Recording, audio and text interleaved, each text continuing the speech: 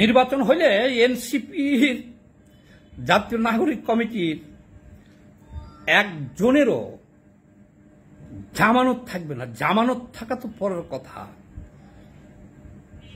জামানত, একটা মানুষের জামানত বাজেয়াপ্ত হইলেও সে 15-20,000 30,000 ভোট পায়। যে আমার জামানত বাজেয়াপ্ত হয়েছিল 2020 সালে মেয়র নির্বাচনে, তা তো আমি 15,000 ভোট পাইছি। গুগলে সার্চ দিয়ে দেখেন, আব্দুস সামাদ সুজন, মাঝ প্রতীক, ঢাকা দক্ষিণ সিটি কর্পোরেশন। 15,000 ভোট পেয়েও জামানত বাজেয়াপ্ত হয়। কিন্তু এনসিপির 500 ভোট কাস্ট করে দেখা, 500 আগামী নির্বাচনে ভোটে দাঁড়াইয়া 500 ভোট কাস্ট করে দেখা এত সহজ না। কেন বলতেছি কথাটা?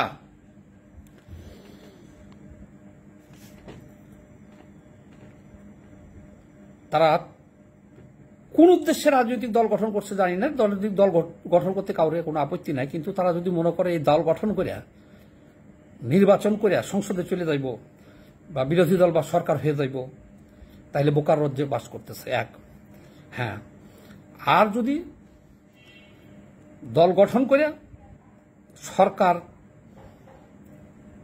ডক্টর ইউনূস সাহেব যদি মনে করে এটা আমার দল, নির্বাচনে যদি উনি ঘোষণা দিয়ে দেয়, নির্বাচনে কি হয়েছে ওটা বড় কথা না, সব আসনে এনসিপি পাস এবং তারা সংসদে সরকার গঠন করবে।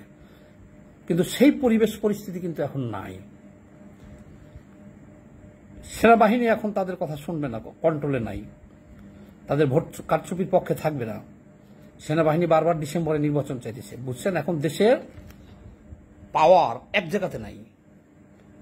বিএনপি সহ, বিএনপি একটা পাওয়ার, বিএনপির সাথে যে রাজনৈতিক দলগুলো মিলে একটা পাওয়ার, জামাত একটা পাওয়ার, জামাত এনসিপি সরকার এটি মিলে একটা পাওয়ার, সেনাবাহিনী আর একটা পাওয়ার। কাজে এখন কেউ ইচ্ছা করলেই আর ওই ভোট কারচুপি করতে পারবে না। ওই যে যেরকম ঘোষণা দিয়ে নিয়ে যেত বা বিএনপি, এই আওয়ামী লীগ দেখেন নাই, একবার 154 আসন ঘোষণা দিয়ে নিয়ে গেল। এবারকার কিন্তু সে আশাই গুড়ি বালি। হাসনাত আব্দুল্লাহকে বলছে নাসিব পাটোয়ারি, তারা দুজনই সমন্বয়ক। হাসনাত আব্দুল্লাহরে বলছে যে একটা মেম্বার হয়ে দেখা, ভোট এত সহজ না। যাক, বেচারার বাস্তব জ্ঞান আছে। আর হাসনাত আব্দুল্লাহ আবার রিপ্লাই দিছে কি, যে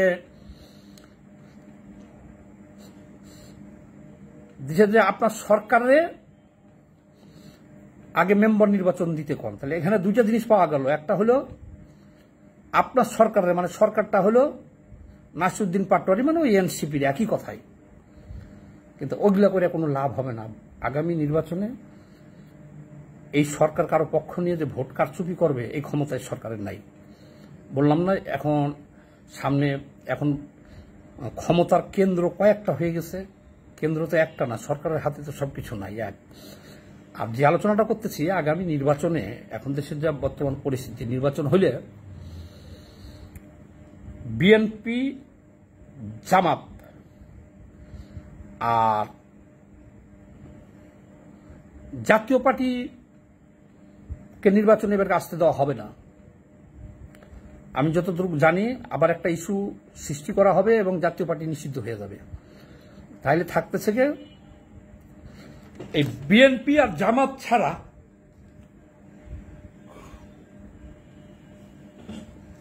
আর কোন দলটা নির্বাচন জিতে আসতে পারবে আমাকে বলেন তো ভাই। এই যে গণ অধিকার পরিষদ লাফালাফি করতেছে, ভিপি নূর, তারা লাফালাফি করতেছে বিএনপির আশায়। এখন সব বিএনপির দিকে চেয়ে রয়েছে যে বিএনপি যদি তার সহযোগী দলগুলারে, যাদের সাথে আন্দোলন করছে, কিছু আসন যদি তারা ছাড়ে, যে জোটবদ্ধ নির্বাচন করে, সেই আসনগুলো বেরিয়ে আসতে পারে। আর এই কারণেই ভিপি নূর সহ আরো 35টা না 36টা দল বিএনপির সাথে যারা আন্দোলন করছে, তাদেরকে যদি একটা করে আসনও ছেড়ে দেয়, 35 – 36টা আসন তারা পেয়ে আসতে পারে। এই তো এছাড়া 35 – 36টা আসন ছাড়া 35 – 36টা আসন তারা পেয়ে আসতে পারে। এই তো এছাড়া 35 – 36টা আসন তারা পেয়ে আসতে পারে। এই তো এছাড়া 35 – 36টা আসন তারা পেয়ে আসতে পারে। এই তো এছাড়া 35 – 36টা আসন তারা পেয়ে আসতে পারে। এই তো এছাড়া 35 – 36টা আসন তারা পেয়ে আসতে পারে।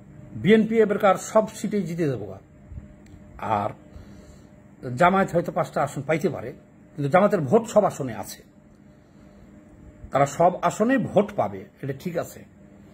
আর বাকি যে দলগুলো দেখতেছেন, বিএনপি জামাত ছাড়া যত দল আছে রে ভাই, 50 বছর ধরে রাজনীতি করে মাহমুদুর রহমান মান্না, ভোটে দাঁড়ালে কত ভোট পাবে জানেন? 500 ভোট বাইর করে আনো, 500। খুবই কঠিন, রাজনীতি এত সহজ না। মানে বাংলাদেশের মোট জনগণ যারা আছে, আওয়ামী লীগের বয়স কত বলেন তো? দলের দেশ স্বাধীন হয়েছে 54 বছর, আওয়ামী লীগের বয়স কত? দেশ স্বাধীনের আরো অনেক আগে আওয়ামী লীগের জন্ম। তাহলে 70 বছর একটা দলের বয়স। এই 70 বছর ধরে 3টা জেনারেশন আওয়ামী লীগ করে করে করে করে করে করে করে তাদের মতাদর্শে দেশের মানুষ, একসময় তো আওয়ামী লীগ ছিল সারা দেশের মানুষই, জামাত ওই রাজাকার আর জামাত ছাড়া, তারপরে জাসদ হইল, তারপরে এসেই তো যাই হোক। তাহলে এখনো সারা দেশে আওয়ামী লীগের যে কোটি কোটি নেতাকর্মী আছে, তদ্রুপ বিএনপিরও আছে।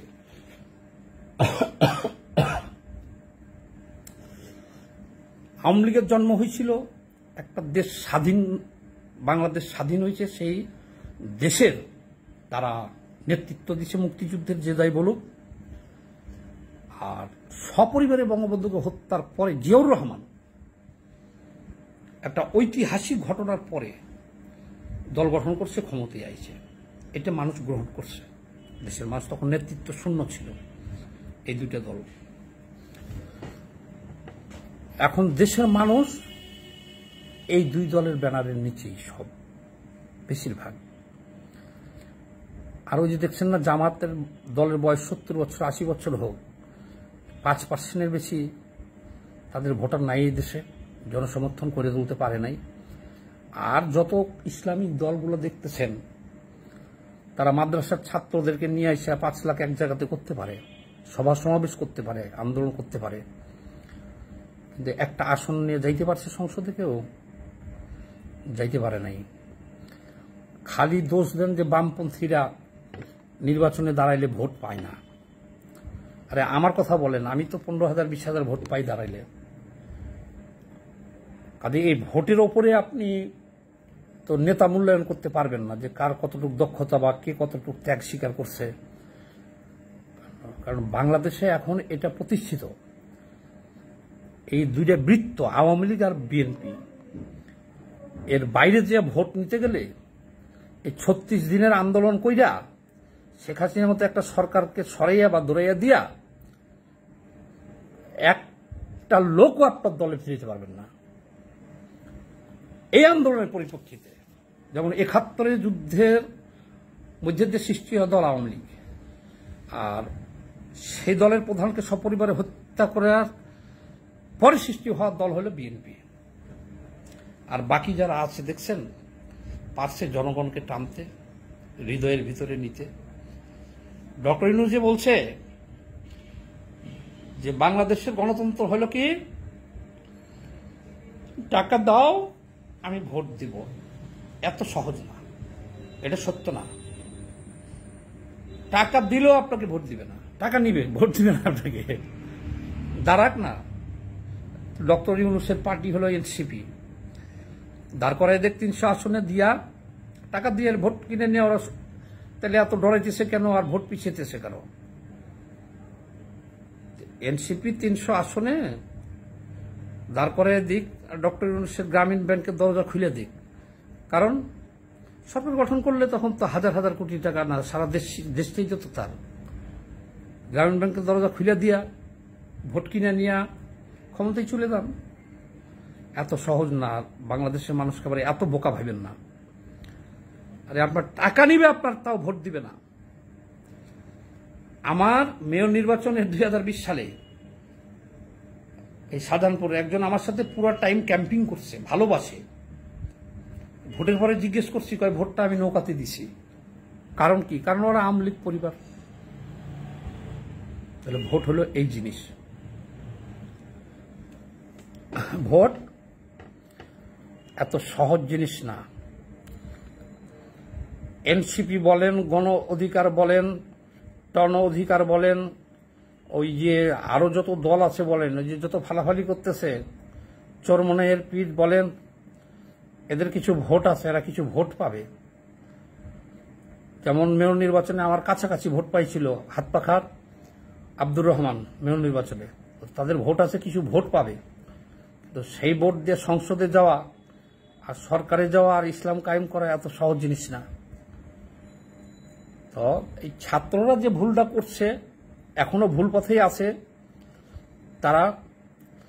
তারা এই অভ্যুত্থানের, জুলাই অভ্যুত্থানের বিপ্লবের একটা পার্ট হইতে পারত, কিন্তু তারা এই 36 দিন আন্দোলন করার পরে বিএনপির লগে তারা টক্কর দিতেছে, সকল রাজনৈতিক দলের লগে টক্কর দিতেছে। তারা সচিবালয় থেকে শুরু করে ডিসি অফিস থেকে ইউনো অফিস থেকে দৌরাত্ম্য তারা সব দখল করছে, আর কারো কোনো কৃতিত্ব স্বীকার করে না। শেখ হাসিনা রেজিম উচ্ছেদে আমরা যারা আন্দোলন করছি, কারো কোনো কৃতিত্ব এরা স্বীকার করে না। কিন্তু এখন ওদের বোধোদয় হইতেছে যে একজন আরেকজনকে বলতেছে যে মেম্বার হইতে পারবি। হ্যাঁ, বাংলাদেশে ভোটাররা এরকমই। বামপন্থী বলেন, আরো যত আওয়ামী লীগ বিএনপির বাইরে যত ভ্যাডাম, আরে আওয়ামী লীগ থেকে বাইর হয়ে যাইয়া বা বিএনপির থেকে বের হয়ে গেলে অনেক নেতা বাইর হয়ে গেছে না, তখন শূন্য হয়ে যায়। আওয়ামী লীগের টিকিট আর বিএনপির টিকিট ছাড়া ওই দল থেকে বাইর হয়ে যে নির্বাচন করছে আর একটা দল করছে, সে শূন্য হয়ে যায়, কোনো ভোট পায় না। কাজেই এই দুই বৃত্তের বাইরে জনগণকে নিতে গেলে সেই রকম একটা সময় লাগবে। সেরকম 71-এর যে প্রেক্ষাপট ছিল একটা, তারপরে বঙ্গবন্ধুকে সপরিবারে হত্যার পরে জিয়াউর রহমান ক্ষমতায় আসলো, যে একটা ঐতিহাসিক ঘটনার মধ্যে দিয়ে যে দলটা জন্ম নিছে এবং জনগণ তাদেরকে খাইছে, গ্রহণ করছে। দুইটা দলের বাইরে কত বড় বড় আন্তর্জাতিক নেতা আছে, তারা ভয়ে ভোটে দাঁড়ায় না। আমরা তো দাঁড়াই, যা ভোট পাইলে পাইলাম, না পাইলে নাই। বড় বড় নেতা আছে বামপন্থী আর অন্যান্য যারা আছে, ভয়ে ভোটে দাঁড়ায় না, যে ইজ্জতের ব্যাপার, জামানত বাজেয়াপ্ত হয়ে যাবো বাংলাদেশে।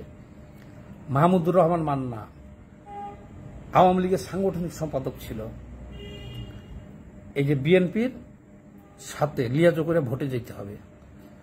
এমনি ভোটে গেলে পরে ইজ্জত থাকবে না, জামানতও থাকবে না। তাহলে তোমরা যে ক্ষমতার স্বপ্ন দেখতেছ এনসিপি নির্বাচন দিয়া, হ্যাঁ, আর এই কারণেই আগামী নির্বাচনটা হবে কি না এটা নিয়ে আবার আন্দোলন করতে হবে, এরকম একটা ব্যাপার আছে। তারা বুঝতে পারছে, জামাতও বুঝতে পারছে যে নির্বাচন করে কোনো লাভ নাই, বিএনপি ক্ষমতায় যেতেছে একচেটিয়াভাবে। এনসিপিও বুঝতে পারছে, এ কারণে আগামী নির্বাচনটা নিয়ে অনেক ষড়যন্ত্র হবে। সবাই ভালো থাকবেন, ধন্যবাদ।